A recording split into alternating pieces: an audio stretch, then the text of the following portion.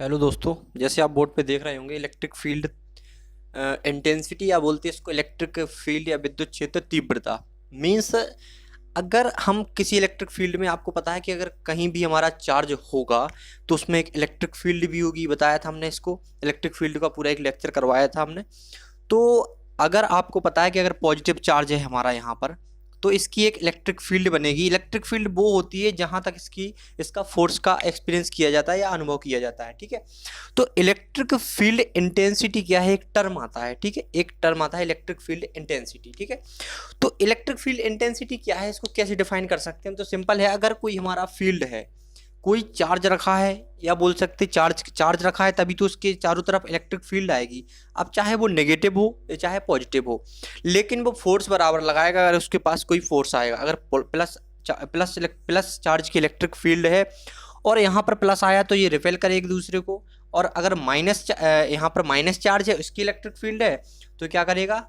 अगर माइनस के साथ यहाँ प्लस ले आएंगे तो इसको अट्रैक्ट कर लेगा, या माइनस लाएंगे तो रिपेल कर देगा। तो सिंपली हमने सीखा था। अब हम देखते हैं इलेक्ट्रिक फील्ड इंटेंसिटी क्या है, इलेक्ट्रिक फील्ड की तीव्रता क्या है। इलेक्ट्रिक फील्ड इंटेंसिटी को या इलेक्ट्रिक फील्ड तीव्रता को हम विद्युत क्षेत्र की सामर्थ्य भी बोलते हैं। देखो, सामर्थ्य मीन्स ताकत, कितनी तेजी से किसी पर अपना फोर्स लगाता है, विद्युत क्षेत्र की तीव्रता बोलते हैं। अगर हम किसी चार्ज को या इसकी जो चारों तरफ विद्युत या इलेक्ट्रिक फील्ड या विद्युत क्षेत्र है, तो ये विद्युत क्षेत्र है, इसमें अगर कोई यूनिट पॉजिटिव चार्ज आया, केवल positive means positive charge, unit means एक पॉजिटिव चार्ज आया। टोटल चार्ज है हमारा किसी परमाणु या फिर किसी भी एटम में या फिर किसी पदार्थ में टोटल चार्ज है, उसमें से हमने एक चार्ज उसका कहाँ पर आया, किसी विद्युत फील्ड में आया। किसी इलेक्ट्रिक फील्ड में एक अंक चार्ज आया या यूनिट पॉजिटिव चार्ज आया, पॉजिटिव चार्ज आना चाहिए। ठीक है, क्यू प्लस क्यू। तो हमने यहाँ पर एक विद्युत फील्ड या इलेक्ट्रिक फील्ड ले ली, हमने एज्यूम कर ली, मान लिया कि है। यहाँ पर हम प्लस Q1 चार्ज लेके आए, ठीक, यूनिट पॉजिटिव चार्ज आया। तो या हम यहाँ पर यूनिट पॉजिटिव चार्ज लाए तो इस पर कुछ ना कुछ फोर्स लगेगा। अगर इलेक्ट्रिक फील्ड माइनस की है तो इस पर प्लस Q1 चार्ज पर अट्रैक्शन का फोर्स लगेगा। अगर यहाँ प्लस है, प्लस की इलेक्ट्रिक फील्ड है, तो क्या लगेगा? रिपल्सन का फोर्स लगेगा। लेकिन फोर्स तो लगेगा ना, तो जितना वो एक यूनिट चार्ज पर, एक चार्ज पर वो इलेक्ट्रिक फील्ड जितना फोर्स लगा रही है, उसी फोर्स को हम बोलते हैं उस फील्ड की इंटेंसिटी या तीव्रता या सामर्थ्य। उसमें कितनी शक्ति है, उसकी कितनी तीव्रता है या कितनी सामर्थ्य है। तो सिंपल आप समझ गए होंगे इलेक्ट्रिक फील्ड इंटेंसिटी क्या है। अब इलेक्ट्रिक फील्ड इंटेंसिटी बता चुके कि किसी फील्ड में, किसी इलेक्ट्रिक फील्ड में अगर आप एक पॉजिटिव चार्ज या एक प्लस चार्ज लाते हैं तो उस पर जो फोर्स लगता है वो अट्रैक्शन का भी हो सकता है, रिपल्सन का भी हो सकता है। तो उस पर जो फोर्स लगता है, तो उस फोर्स को ही हम क्या बोलते हैं? इलेक्ट्रिक फील्ड इंटेंसिटी या विद्युत क्षेत्र की तीव्रता या विद्युत क्षेत्र की सामर्थ्य, शक्ति या स्ट्रेंथ। ठीक है, अब देखते हैं सिंपल फॉर्मूला क्या है। अब यहां आप देख रहे हैं कि अगर फोर्स लगेगा इस पे, तो फोर्स लगेगा, तो फोर्स तो एक वेक्टर क्वांटिटी है, मीन्स डायरेक्शन में लगेगा, फोर्स तो एक डायरेक्शन में लगेगा। याद रखो, ये वेक्टर स्केलर और वेक्टर क्वांटिटी बहुत ज्यादा आती है एग्जाम में, सदिश और अदिश राशियां। तो इलेक्ट्रिक फील्ड इंटेंसिटी में देखते हैं हम, E equals to F upon Q. Q क्या है जी? ये वाला Q1 ले लो। ठीक, यहाँ पर क्या लेते हैं? Q1 चार्ज लिया तो Q1 ले लेते हैं। यहाँ पर देखो, E equals to F upon q. E क्या है? विद्युत क्षेत्र की तीव्रता, या इसको दूसरे शब्दों में बोल सकते हैं इलेक्ट्रिक फील्ड स्ट्रेंथ या विद्युत क्षेत्र की सामर्थ्य या विद्युत क्षेत्र की तीव्रता। तो इलेक्ट्रिक फील्ड स्ट्रेंथ तो E हो गया। Q क्या है? Q है पर यूनिट चार्ज, जो इलेक्ट्रिक फील्ड में रखा है ये वाला, इसी पर तो फोर्स लग रहा ना, तो यही तो हम क्या लेंगे? पर यूनिट चार्ज लेंगे इसको। Q1 को क्या है? Q1 क्या है? वह फोर्स जो हम वह पर यूनिट कूलोम चार्ज या पर यूनिट या यूनिट पॉजिटिव चार्ज जो हम इलेक्ट्रिक फील्ड में, जिस पर हम फोर्स एक्सपीरियंस कर रहे हैं। ठीक, तो इलेक्ट्रिक फील्ड स्ट्रेंथ कैसे हमने फॉर्मूला डिफाइन किया? E equals to F upon Q. Q1 पे चार्ज लग रहा कितना, क्या लग रहा कि Q1 पर फोर्स लग रहा कितना लग रहा? F। मीन्स अगर किसी इलेक्ट्रिक फील्ड या विद्युत क्षेत्र की तीव्रता या सामर्थ्य पता करना हो, या स्ट्रेंथ पता, इंटेंसिटी या स्ट्रेंथ पता करना हो, तो हम केवल एक चार्ज लेंगे, यूनिट पॉजिटिव चार्ज लेंगे, और उस पर लगने वाला फोर्स पता कर लेंगे, तो वहां क्या मिल जाएगा हमें? Electric field intensity. जो फोर्स आया वो पता करेंगे, और जो जिस चार्ज पर लग रहा है वो पता करेंगे, और इनको upon E equals to F upon Q. मतलब पर यूनिट चार्ज पर, इस चार्ज पर ये फोर्स लग रहा, यही क्या है electric field intensity. Per unit charge, per unit positive charge पर जो फोर्स लग रहा है इसी की रेशियो क्या बोलते हैं हम, electric field strength, electric field intensity. तो आपको टॉपिक समझ में आ गया होगा। इसका फॉर्मूला होता है E equals to F upon Q. अगर किसी विद्युत क्षेत्र की तीव्रता आपको निकालना है तो सिंपल फॉर्मूला लगा सकते हैं हम, E equals to F upon Q.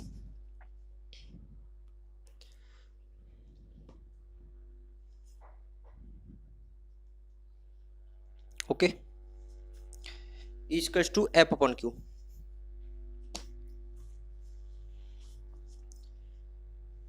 तो E equals to F upon Q किसकी यूनिट क्या हो जाएगी, देखो फोर्स की यूनिट होती है न्यूटन। आपको पता है कि फोर्स की यूनिट क्या होती है, न्यूटन। और फोर्स से क्या है, एक वेक्टर क्वांटिटी। बार बार रिवाइज करेंगे, इससे जो हो जाएगा याद हो जाएगा, ठीक है। तो फोर्स की यूनिट होती है न्यूटन, और फोर्स क्या है, एक वेक्टर क्वांटिटी। वेक्टर क्वांटिटी का हमने बताया था, एक लेक्चर डाला था कि उसमें वेक्टर का साइन ही होता है इस टाइप का, अगर डायरेक्शन पे और मैग्नीट्यूड दोनों पर डिपेंड करता हो। तो ये क्या है, फोर्स का एक वेक्टर क्वांटिटी, ठीक। तो यहाँ पर इसका वैल्यू क्या है, और ये क्या है, ये भी एक वेक्टर क्वांटिटी है, ठीक है। इलेक्ट्रिक फील्ड स्ट्रेंथ, अब फोर्स लग रहा तो एक डायरेक्शन में ही तो लगेगा ना। अगर Q पॉजिटिव चार्ज पर अगर कोई फोर्स लग रहा है, यहाँ प्लस भी लगा सकते हैं, Q पॉजिटिव चार्ज पर अगर फोर्स लग रहा है तो एक डायरेक्शन में लगेगा, इसलिए एक वेक्टर क्वांटिटी हो जाएगी, ठीक है। इसके आगे अब देखते हैं हम, देखो यहाँ पर फोर्स क्या है, न्यूटन में होता है फोर्स, और Q क्या है, कूलोम। तो इसकी जो यूनिट बन रही है वो न्यूटन पर कूलोम हो रहा है। इलेक्ट्रिक फील्ड इंटेंसिटी की जो SI यूनिट बन रही है तो न्यूटन पर कूलोम, इस टाइप से हम लिख सकते हैं, ठीक। अब इलेक्ट्रिक फील्ड स्ट्रेंथ तो हो गया। अब इलेक्ट्रिक फील्ड स्ट्रेंथ एक क्या है, वेक्टर क्वांटिटी।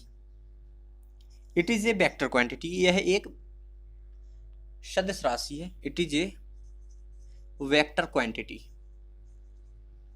ठीक। ये बहुत ज्यादा इंपॉर्टेंट है। एक तो यूनिट बहुत ज्यादा इंपॉर्टेंट है इसकी, इलेक्ट्रिक फील्ड इंटेंसिटी की यूनिट क्या होती है, न्यूटन पर कूलोम, और सबसे ज्यादा इंपॉर्टेंट है it is a vector quantity, है एक सदिश राशि है, सदिश राशि जिसमें दिशा की भी जरूरत होती है और मैग्नीट्यूड की जरूरत। अब फोर्स लगेगा तब कुछ ना कुछ तो फोर्स लगेगा ना, उसकी वैल्यू होगी तो मैग्नीट्यूड हो जाएगा वो। अब सिंपल इसमें देखते हैं हम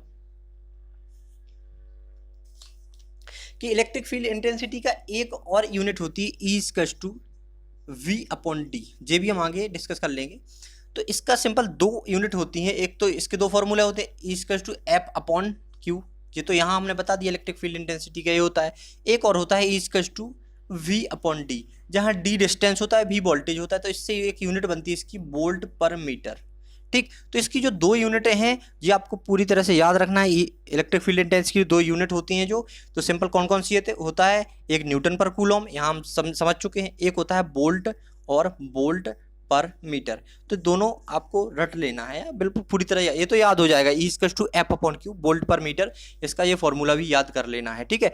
तो ये दो इसकी सिंपल यूनिट होगी। अगर किसी मीडियम में इलेक्ट्रिक फील्ड इंटेंसिटी बहुत ज़्यादा है, बहुत पास है, इलेक्ट्रिक फील्ड निकलेगी, तो आपको पता है, इसको इरेज करते हैं, मिटाते हैं।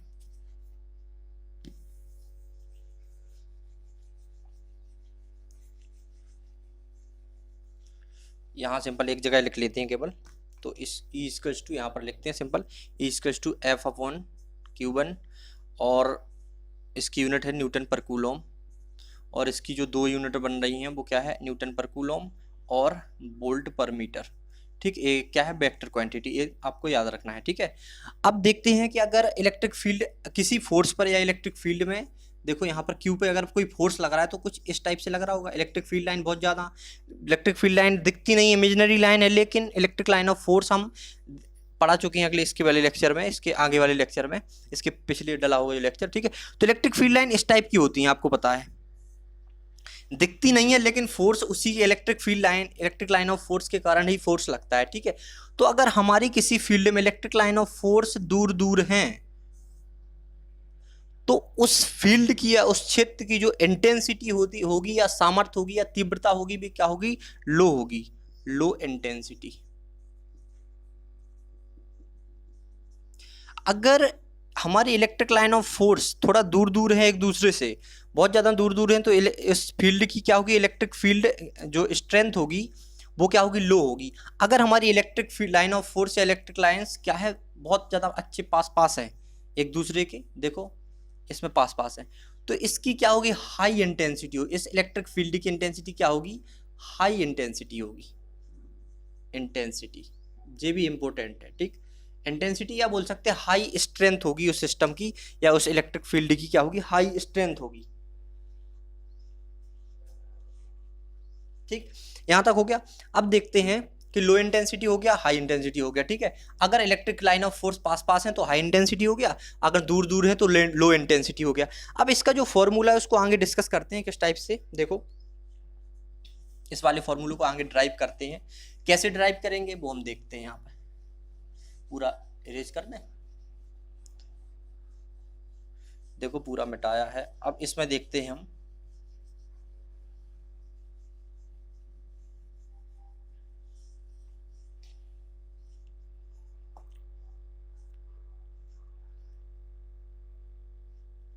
इसमें देखते हैं कि E इक्वल्स टू, इसका फॉर्मूला क्या था, E equals to electric field intensity equals to F upon Q, मतलब Q1 फोर्स पर, Q1 चार्ज पर हमारा कितना फोर्स लग रहा, इसका रेशियो क्या था, जो फोर्स हमारा Q1 चार्ज पर लग रहा है इसका रेशियो इंटेंसिटी था, इलेक्ट्रिक फील्ड इंटेंसिटी बोल रहे थे हम इसको, ठीक है। अब हमें पता है, इसके पहले वाले लेक्चर में देख रहे हैं कि अब फोर्स है तो फोर्स को कैसे पता लगाएंगे, देखो फोर्स का फॉर्मूला बताया था हमने आपको, 1/4 pi epsilon naught epsilon R into Q1, एक ए वाला क्यू ले लो। अब कोई देखो इलेक्ट्रिक फील्ड है तो यहाँ भी तो कोई प्लस या माइनस चार्ज होगा तभी तो इस पर चार्ज लगाएगा, ठीक है।